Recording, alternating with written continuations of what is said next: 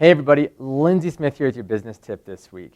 This week, I want to ask you a question about the marketing evolution in your business. And most of you I know have woken up in terms of the fact that you need to be marketing yourself online. You need to have a website, you're probably starting to develop some sort of social media presence, and you might be turning away from things like yellow pages, newspapers, because I'll tell you, the stats that are out there now, people are not finding you by those means. It's still via referrals of friends and family, and the internet is growing more and more and more. In fact, the internet is used almost 10 times more than print media now to find agents, but nowhere near as many times as the referral side of things. So we're all getting there on marketing ourselves and our business. But here's the question. Has the marketing of your listings followed the same evolution as the marketing of your business? And I ask you this, most of you go online and put your listings on MLS, and then it syndicates out to a bunch of other websites. However, have you done the same process to take your listings out of the magazines, out of the newspapers, and looked at more ways to actually mark your listings the places people are looking to buy them?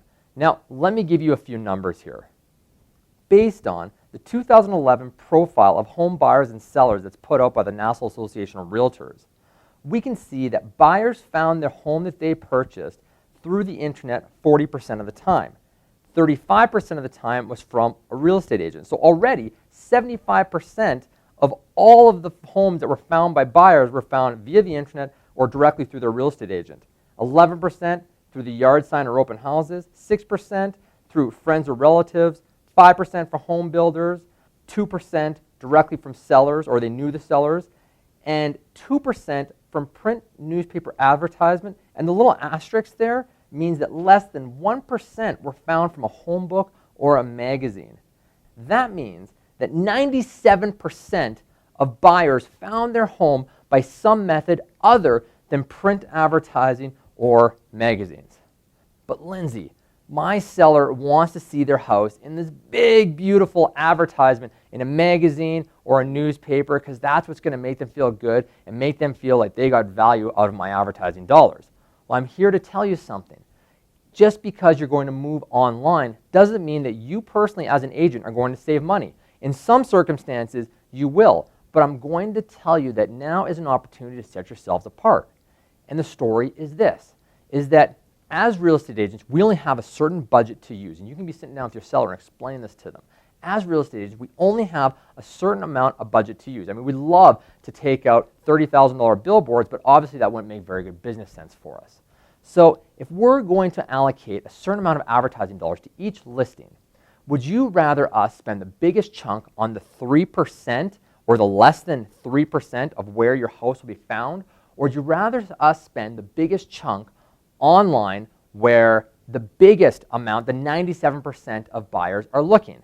Now, that should be a no-brainer for people. And I'm going to tell you, some of you have a skewed perception about advertising online. Oh, I can post an ad on Kijiji for free or Craigslist for free or something. First of all, people don't use Craigslist in Canada, so don't worry about that. But if you're going to post an ad on Kijiji, it's not free because you need to pay $4 to get a link that's clickable to go to the actual listing. Plus, you want to pay $30 a week or whatever it is to get your ad up on the top placement for your clients.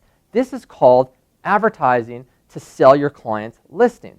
And I'm going to tell you that if you can educate your seller on these statistics and bring in this exact report, it's on your virtual office under the What's New section, it's page number 50, take a look at it, bring it in, you're going to be able to explain to your buyers where the money should be. You have options now for pay-per-click advertising through Google AdWords. You have options on Facebook. You have options on, obviously, different sites like Realtor.ca simply. You can invest in more virtual tours or online video, posting up on YouTube or virtual tour sites. You have options on Kijiji of getting, better placement for your advertisements. There's a bunch of different things, and all these things cost money, but you need to take the same approach you did with your business by moving your advertising dollars away from the newspapers and into the internet. And this same evolution has to happen for your listings. That's your business tip this week. All the best and doing a ton of business in 2012.